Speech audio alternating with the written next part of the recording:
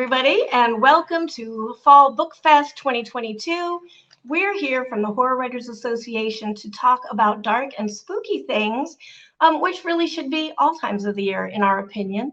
And with me, I have showcase judges Francis Lu Pai Ippolito, I have Lee Murray, and I have Maxwell I. Gold, and they were judges for the showcase in 2022. And we're going to talk about all kinds of things with dark poetry, the poems that we took, but also how you can work on your submissions to get those submitted and better your chances of getting into things like the showcase. First, a little bit about me. My name is Angela Yuriko Smith. I'm a third-generation Fu American. I write a lot of dark poetry, nonfiction, prose. I publish Space and Time magazine. And I think that's pretty much it. And yeah, a lot of good things like that.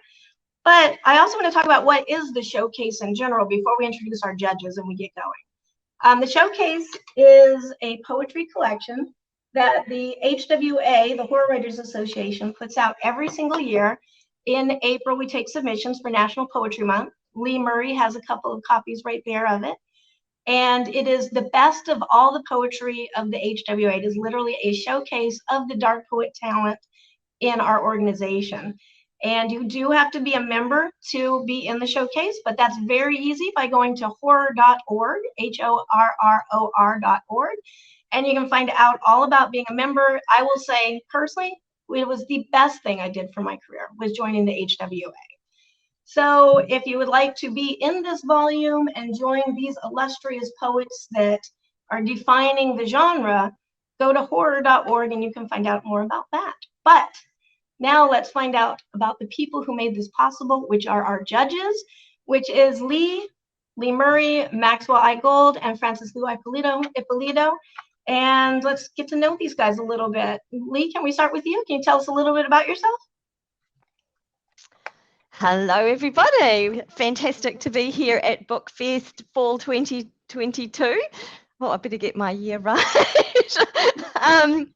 Yes, my name is Lee Murray, and I am a third-generation Chinese New Zealander.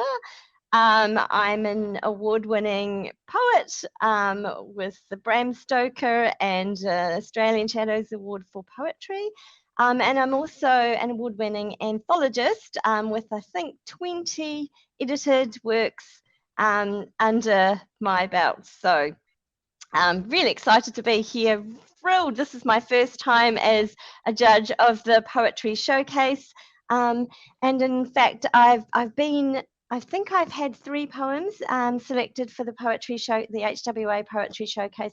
It was a big deal. It was like a career, step for me to actually be able to call myself a poet and step into that world of poetry. So I'm really grateful to the HWA for this showcase and an opportunity to be, to have my work appear alongside, some absolute greats, Linda Addison and Marge Simon, and some absolute icons of Hoa poetry. So really thrilled to be able to kind of be part of the progress of the showcase and how it's moving forward and opening to a wider range of voices and just showcasing and celebrating dark poetry.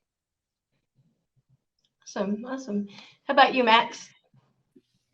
Hello, everyone. It's a pleasure to be here. My name is Maxwell Gold, and I am primarily a prose poet. I write primarily cosmic horror and weird fiction. I've been writing since about 2017. My work has been nominated for both Riesling and Pushcart awards, and coming up next year, I think I'll be pushing around 300 poems published since 2017. So that's kind of exciting.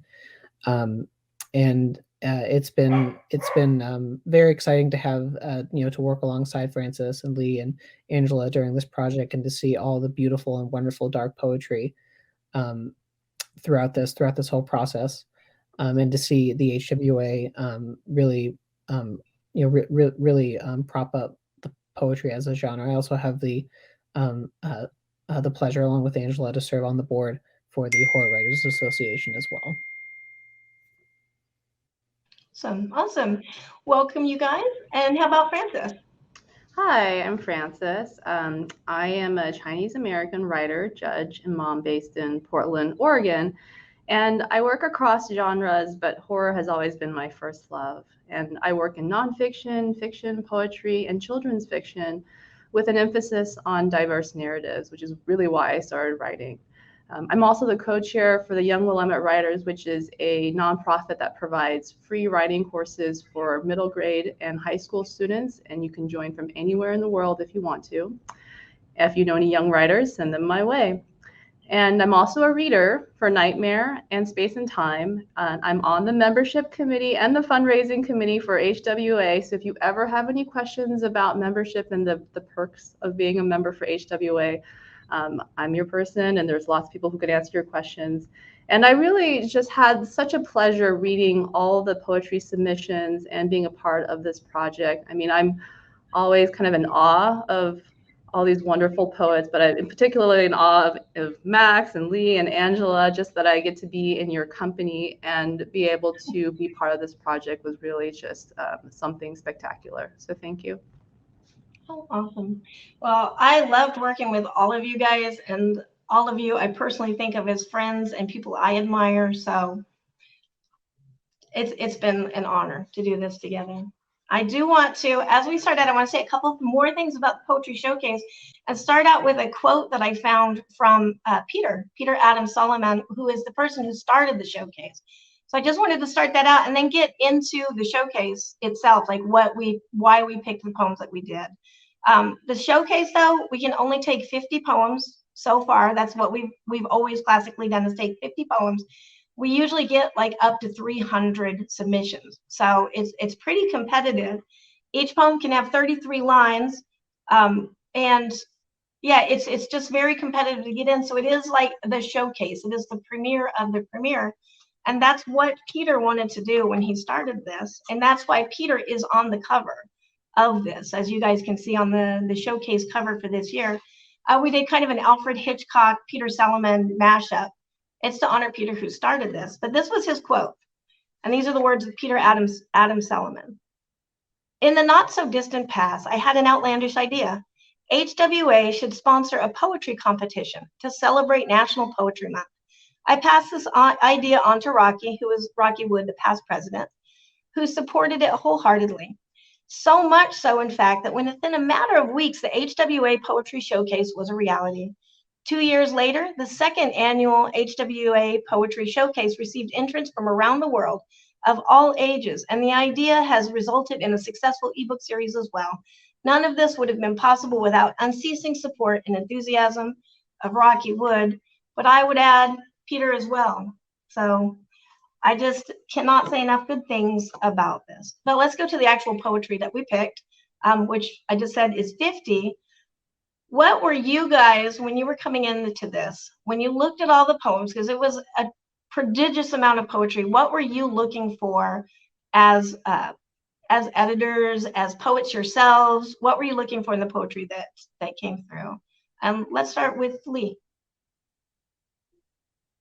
Oh, it's hard, isn't it? Something fresh, I think. Yeah, and look, you know, in the forward for the collection, I quote poet Paul Ingle from the New York Times, and he said, "Poetry is ordinary language raised to the nth power. Poetry is boned with ideas, nerved and blooded with emotions, and held together by the delicate tough skin of words." And so I was looking for those kinds of poems from all the voices. And I think one of the things that's so tricky, and when it is so competitive, is that you're really looking, you know, for the uniqueness of the poems. And, you know, when poems rise out of a particular period in time, often they're looking at particular political or socioeconomic issues that are addressed, that people are living at the moment. And so sometimes you'll get poems that perhaps touch on the same themes, and then it's tricky because your poem needs to really stand out and be the one that is the best poem on that theme. in a collection where, you know, you've got 300 poems, and if you've got 6 poems on a particular theme, then it's really your poem has to be really fresh and unique and authentic for us to choose it over the other 6 poems that might have that particular theme. So that's what makes it really, really hard as an anthologist or as a judge of something like this, is to say which one of the, you know, they're all fantastic poems, but which one really speaks to me in a way that's different from the others, or has that unique, you know, that something special, that sort of, you know, blooded with emotion, I guess, is to use Paul Engel's quote. And I think it is that essence, which is just so hard to determine, isn't it? You know, what are you looking for? People say when they're submitting, wow, we want something that's blooded with emotion. And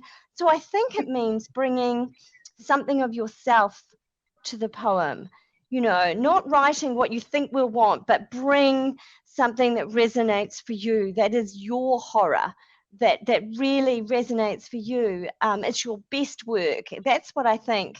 And you know, and if you are writing on a theme that you think other people may be writing on, make sure that you look at it in the way that only you can, because we all bring very unique perspectives to our work. I think that's what I'm looking for. And when I say that, it's not fair, is it, when 6 other people or 10 other people or 50 other people may have the same theme to their writing. It's just, you know, which one of those really resonates for us, and that's really hard to define. Sorry to not be helpful. No, I think that's very helpful. You're saying basically put yourself into it, your authentic perspective. So, which I think that's a very good and valid thing to look for. So, good points. How about you, Maxwell? What were you looking for when you were looking through these poems?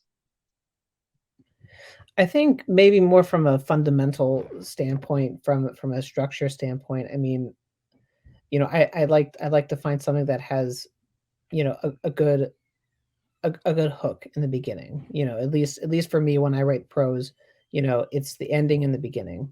You know, it's that lyrical hook in the beginning and that ending that really has to pull me in.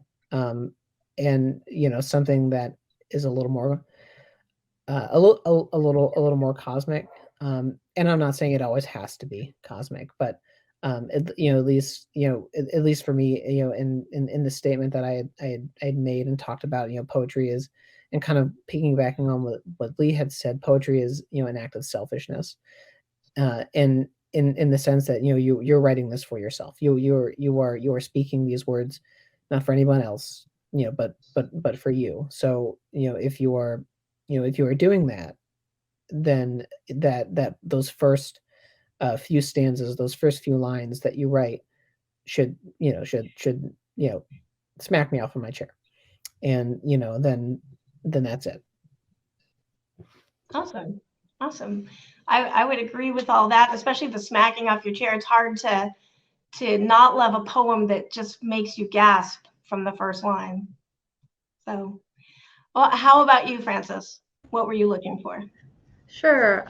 So I wasn't, you know, married to any form or structure, or I wasn't expecting, you know, things that sometimes people say, like, well, I can't be a poet because I can't rhyme, or I don't really know what words to put into a line. And for me, I was looking for being moved by the word choices. You know, you could have a poem that's very efficient in its word use. You could have a poem that's very descriptive and just kind of really like meaty in the word choices. There are all different types of poems, and there's a range and structure. But the point is, for me, is that you can write very personally, but can you make it a universal message? Or you can write very universally, but can you make it a personal message in the end? And so when I was looking through all the submissions, I wanted to see that if I, as a reader, could really be sucked in and understand, you know, story, whatever it was that was being told, then that was something I would read again and again. I wanted to make sure that we could share that. Awesome. Well, this is why you guys were picked as judges. I just want to say this because you all have excellent answers to this. Because at Fall Book Fest, I'm assuming that not everybody might be a horror fan, which is like shocking, I know, but it could happen. And because all of you, in some sense, have been on the other side of it as editors and first readers and the other different hats that we wear as writers oftentimes, let's just for a minute talk about submitting in general. Like, what are some of the good things to do for a beginning writer, maybe somebody who is just submitting to the showcase or another type of publication like the showcase? What are some of the things that you find helpful to see in a submission? And let's start with Maxwell this time. So maybe, hopefully I'm answering this correctly. I mean, there are no wrong answers. One of the things I would recommend is have someone read your poem. Read it out loud. And before you submit it.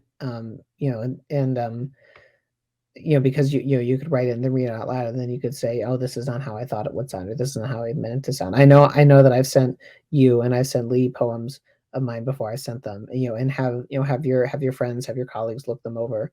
And I guess kind of going back to the first answer, I guess what I would like to see in a submission is, from a very basic basic standpoint, is just following the guidelines. I mean, and that's universal. that's just universal everywhere. Like, if it says your line count should be no more than, I don't know, 31 lines, and then you see someone that has a poem that has 50 lines or something, then that's that's not fair to everyone else. So at a very basic level, I would just say, read the guidelines. It's basic, but I think it's like the number one advice that every editor, publisher wants people to do is please read the guidelines. If it says no Comic Sans, it really means no Comic Sans.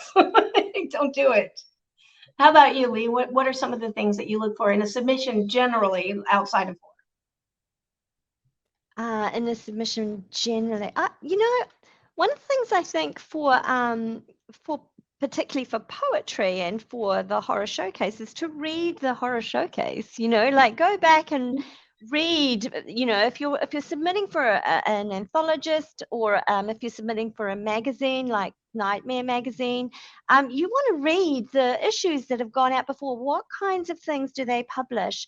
Just to get a feel for it, not because you want to pick up that voice, but to see the kinds of subjects matter that they address and the kinds of writers that they tend towards. And then you get an idea of just sort of where your submission will fit, and whether it's the right place to submit your work. And I think you should be doing that right from the beginning when you're just starting to write the piece, or if it's a novel or a poem, or even a short story, so that you can be shaping the work for the market. And as a working writer, that's really important, isn't it? And that's probably another nice thing to say about the HWA Showcase. For some people, it's their first poetry publication, and that's a big deal for moving into the world of sort of professional writing and putting your work out there in a professional way. I'm going to echo what Maxwell said. You absolutely have to read the submission guidelines, and that is just, if they say, sprinkle fairy dust on it, then you sprinkle fairy dust on it. You do whatever it says in those guidelines. That is absolutely crucial. And submit in the appropriate way. If it says blind, then take your name off the submission. I do actually really love reading the bios and the cover letters, because I find those provide really interesting insight. But I don't usually read those until after if it's a poem, I don't usually read them until after I've read the poem, because sometimes I think those can influence my appreciation of the poem in the first read.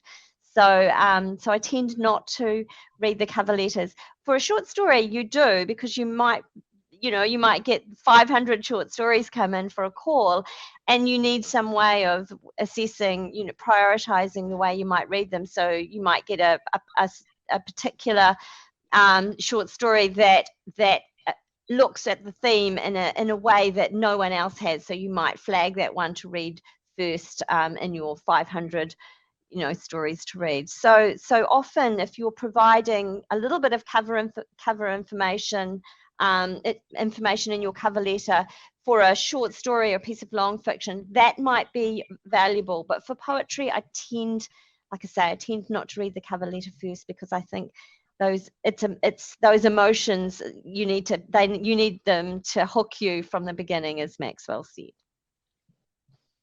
I agree. How about you, Frances? What are some of the things that you think could really polish up that information? I know you do a lot of that kind of stuff as well. So I kind of come at it from a slightly different perspective, because I'm a first reader. And so I'm in basically the trenches, sometimes reading as a first pass for magazines. And I'm in my third cycle for Nightmare now, and I finished this like 1.5 cycles for Space and Time. And one of the things that I discovered from reading so many stories from so many different writers is that it really does give you sort of an instinct and a tuition after a while that there are stories that work, you know, within the first page, and there are stories that are not quite ready. It's not that they're not good, it's just that they need a little bit more time just to mature. And it's not because, you know, the writer isn't good or whatever, it just needs a little bit more time to form itself. And I would suggest that if you're really serious about submitting and publishing, to look for opportunities to read other people's work, because you will start to understand the things that do not work for stories for you, because you will see it, and things that you're like, oh, that was a really good way of structuring that story. Maybe I should try it too. I like that. You all have brilliant perspectives on this. I wish I had known you when I was starting out, so that I could have gotten all these great ideas, because I did make all the mistakes, as many of us did. We have time for one more question, and then we're going to kind of close off with like some of the information about where to find the showcase and everything.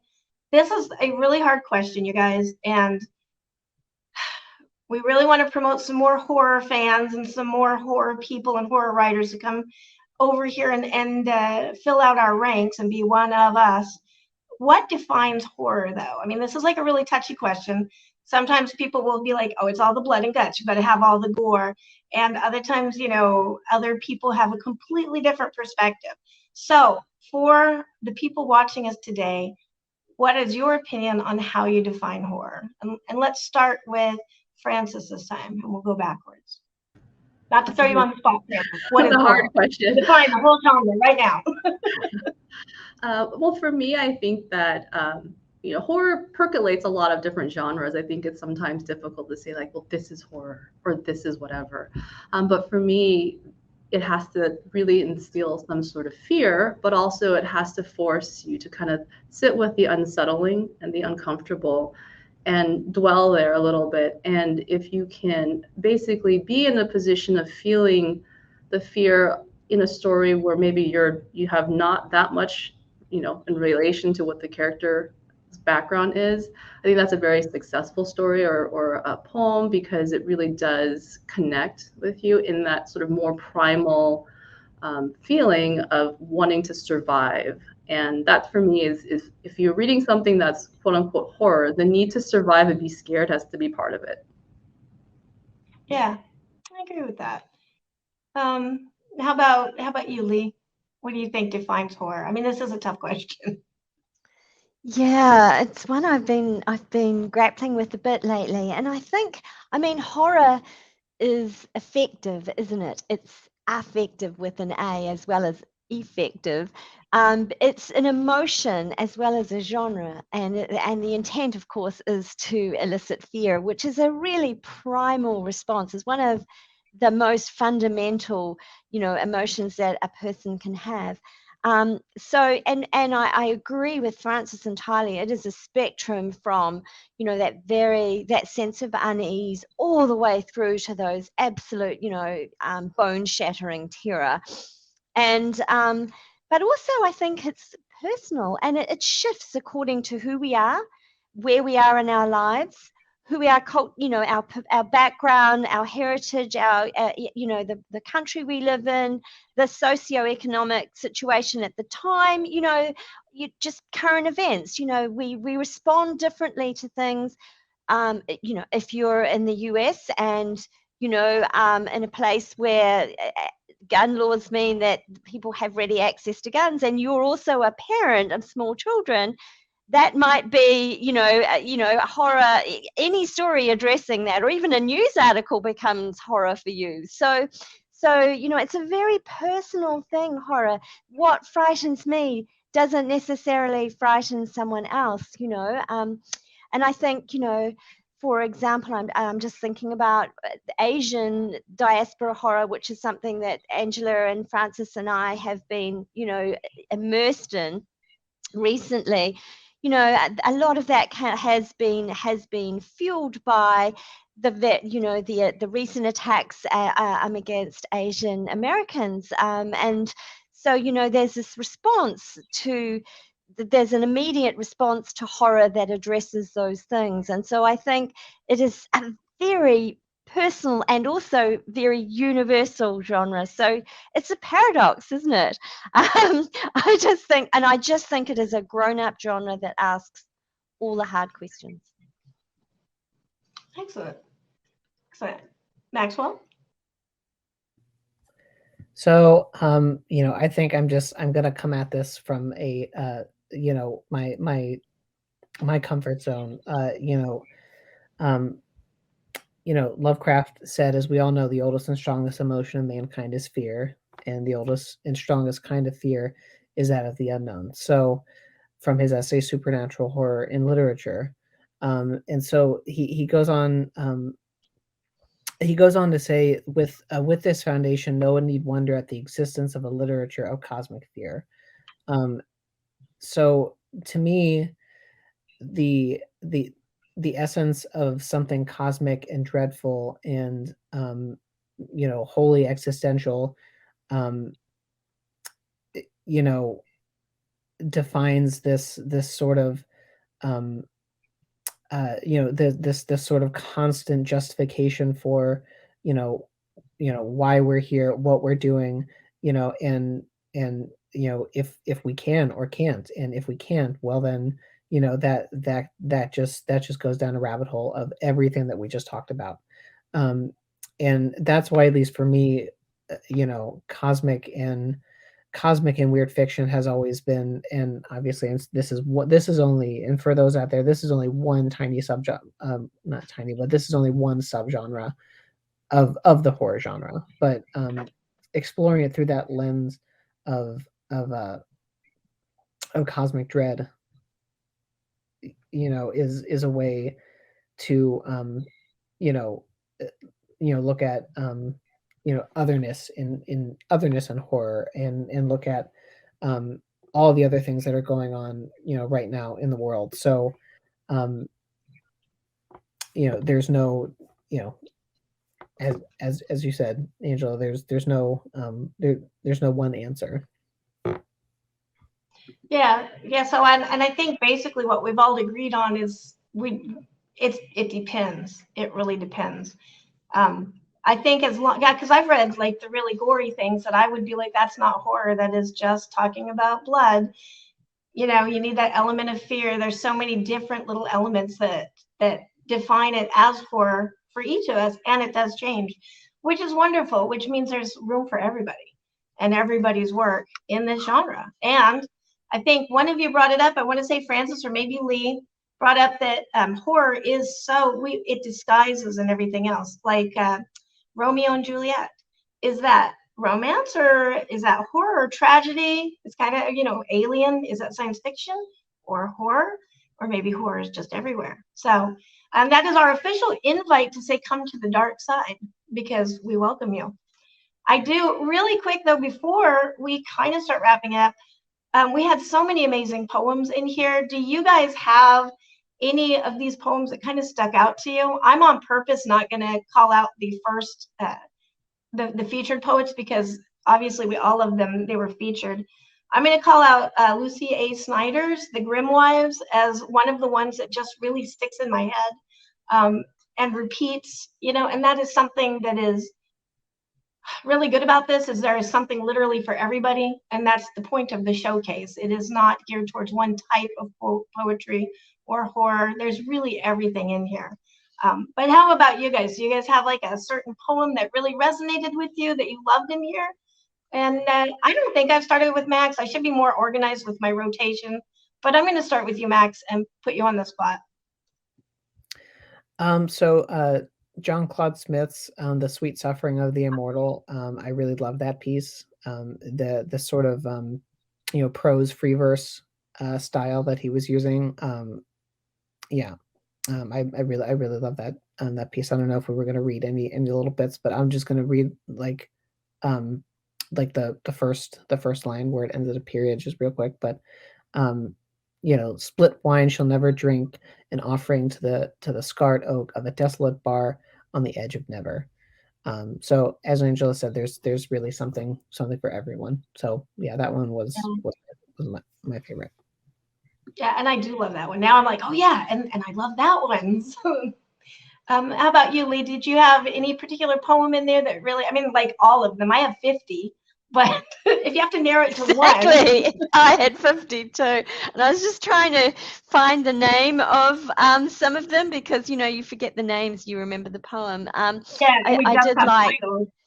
I did like Christina Singh's Face Off poem, but then I always like Christina's writing. She's very powerful, and then she's got 3 Bram Stokers for it. So I guess there's a reason for that. I rather liked Teal James Glenn's poem, which was very simple. I think it's the first time that Teal has appeared in the showcase, so that's always wonderful.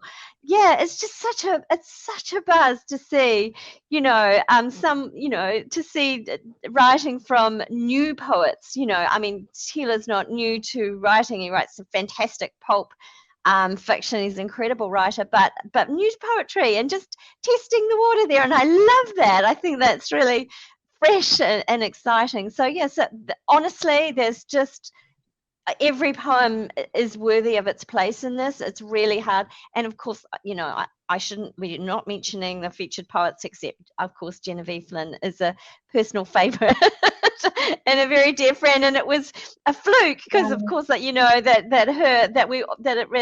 poem resonated for all of us. But yes, it's interesting, isn't it, that there are some things about certain poems that have resonated for all of us, and I think that is in the quality of the writing as well. That sparsity of language that Frances spoke to. So I'm going to be quiet because I liked them all, to be honest.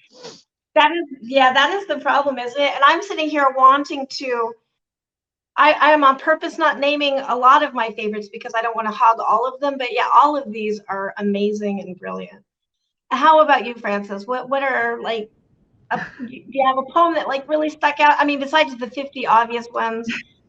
Yeah, I like them. I liked all the submissions, honestly. It's just that we just need more volumes of poetry coming out of HWA, right? So, but I loved all of the submissions, and I did like the Trappings of Terror by Bruce Boston. And the reason why I like it, in particular in our conversation today, is because we talked about fear and what is horror. And that poem kind of walked through a couple of scenarios and just really elicited fear and described it in different ways. And there's just such an efficient use of words. It's just such a beautifully constructed poem where there's a lot of space, but he doesn't need to say very much for you to feel a lot. So I really like that. And this other one I have to mention just because the title. There's a haunted pornographic magazine in the woods by M. Lopez de Silva. Yeah, read it, buy it, and read it. As soon as you said title, I was like, I think I know which one you're going to talk about. And I do want to say, Stephanie Whitovich was one of our featured readers. Genevieve Flynn was one of our featured poets. Featured poets. And Naomi Borwin was another featured poet. So those were our top 3 picks from this one. But yeah, all of the poetry, and each of these poets, this is a good way to find poetry that you like. If you read one poem in the showcase, go find the rest of their collections. Bruce Boston released Gallimaufry, which I'm probably mispronouncing, relatively recently, and that is an excellent, excellent book. But now, the burning question that everybody has is, where can I find a copy of the Horror Writers Association's Poetry Showcase?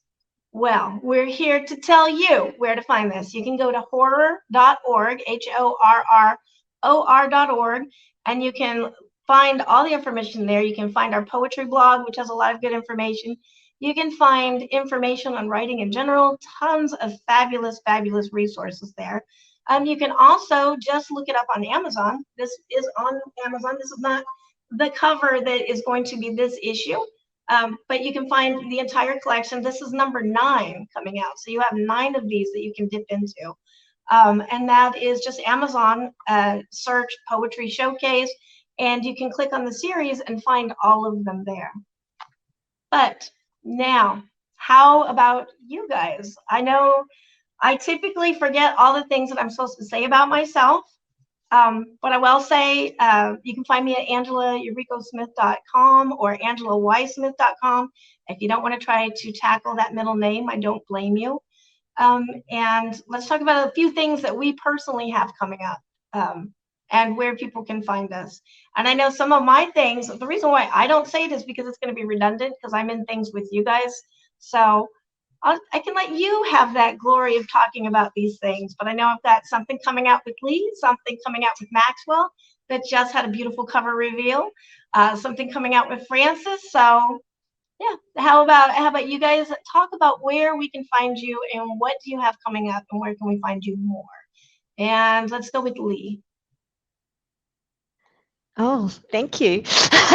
I have I have Unquiet Spirits coming out in February 2023. It's co-edited with Angela Yuriko Smith, and it includes fabulous essay by Francis as well, and super excited about that. It includes a lot of poetry too. Surprisingly, although it's essays by Asian women in horror, so super excited about that. Also with Black Spot Books, I'm the editor of Under Her Eye, which is the sequel to Under Her Skin, a collection of poetry by women horror poets, and we've just finalized the table of contents for that this last week, and it's coming out in November 2023. And will be in support of the Pixels project, which is looking at awareness of domestic abuse of women. So a really important charity to support there as well. So yeah, so if you can find me at leemurray.info, sign up for my not very spammy newsletter if you want to know what's going on in my world. Excellent. How about you, Max? Where can we find you and what have you got coming up? You can find me at thewellsoftheweird.com. I did not think of that name when I made this site in 2017, but it is thewellsoftheweird.com.